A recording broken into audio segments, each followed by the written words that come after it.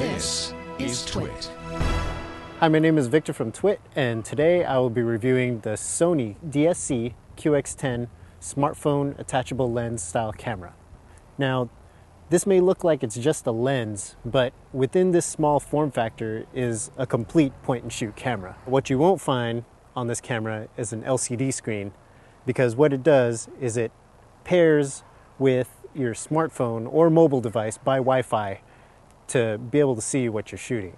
But before we get into how that works, let's go into some of the hardware features. It has a Sony G lens with a 10 times optical zoom, connects to an iOS or Android device by Wi-Fi.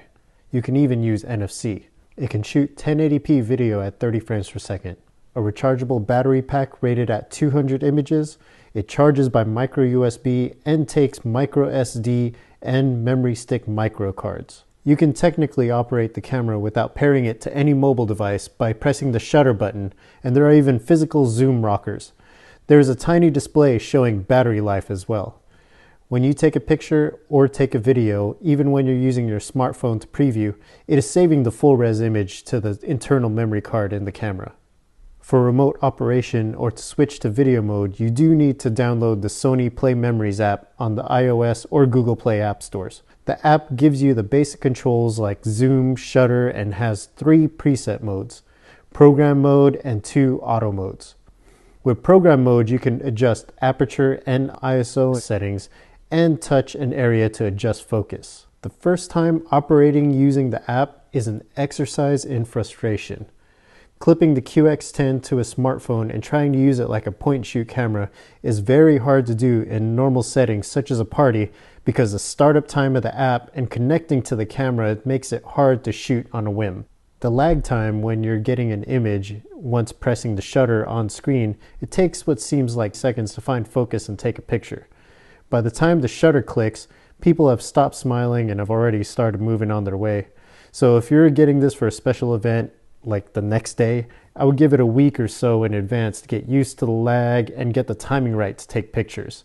Sometimes while shooting the video, the Wi-Fi would disconnect and the QX10 would still be filming. Even when you reconnect, the only way I've found to stop the QX10 from filming is to press the power button on the camera.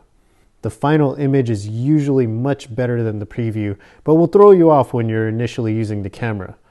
With the app, you can also transfer pictures from the memory card in the camera to your mobile device for sharing, although it transfers a lower res preview over Wi-Fi. To get the full res photos, you will have to take the memory card out of the camera and transfer using your computer. Interesting note, even though the camera is connected to your smartphone, the photo apparently does not save GPS location data, which may be a reason for some to get a Wi-Fi connected camera. You may think after hearing all that there's nothing really good to say about this camera, but as a camera, I have to say that when you have good lighting, the pictures and the video actually look really good. Much better than the smartphone camera, even on par with many low to mid-range point-and-shoot cameras. In low light or indoors, a steady hand is needed to take sharp pictures because the camera will take longer to focus and shutter. Also, another thing to consider is that there is no flash. So the pros for the QX10: the picture and video resolution actually look really good for this camera at this price point. The remote operation, tripod mount, using standards like micro SD and micro USB charging, and the replaceable battery. For the cons, the Wi-Fi lag is inconsistent and can be pretty frustrating. There's a long startup time. The lighting on your device's screen is not a good indication of the final photo. Especially in low light situations, the handheld shots can be blurry. Battery life is something you also have to be aware of because it will be using Wi-Fi and you will be draining both the camera's battery and the mobile device. For me, this would fall in the specialized application category like the sports cameras such as the GoPros. What you do get over the sports cameras is an image without the fisheye distortion and an optical zoom. I got the best results from leaving the camera on a tripod and remotely using a mobile device. If you do need to go handheld, it was more reliable to get a good picture using the shutter on the camera as opposed to the LCD screen. Seeing how the remote features have some quirks to still work out, I'm gonna have to give this a don't buy. I am, however, excited to see what Sony's gonna do with the second generation of these, if they come out with a second generation of these. I would love to see a small LCD screen so that you can see the images immediately while carrying around this camera.